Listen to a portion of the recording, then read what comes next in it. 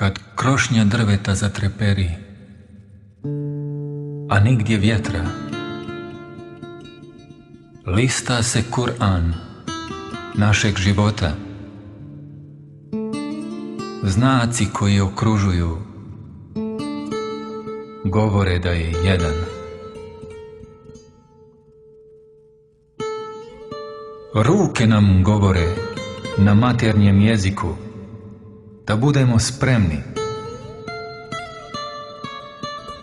Jer ko vidi munju, osvjedoči svjetlost, grmljavina mu potom dolazi.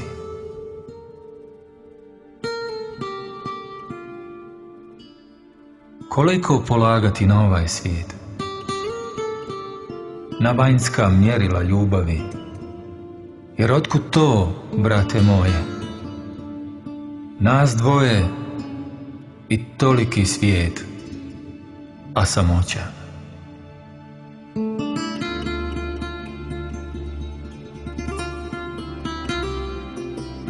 Jeste moć govora, ali je jednost neizreciva. I jeste moć disanja,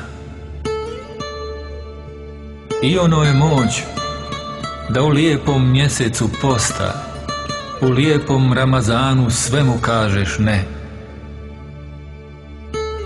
Al moć čovjeka da o drugome lijepo misli, skrivena je i posebna moć, jer ta moć čisti.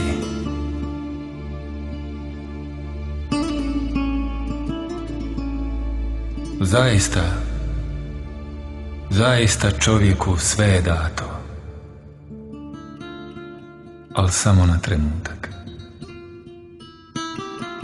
I srce, i snaga, i slabosti saznaćeš na kraju, kad uzmu tvoju muku i drugom daju, i uzmu tvoju dušu da je propitaju. A srce je kao vojnik, ali bez puške i bez bluze. Za drugi čin je duša na ovaj svijet donesena, da ustane na sabah i moli svakog trena. A snaga? Pa dobro, gdje su svi ti vladari silni, što po svijetu vladali su i vladaše ljudskim rodom, a ipak nestali su.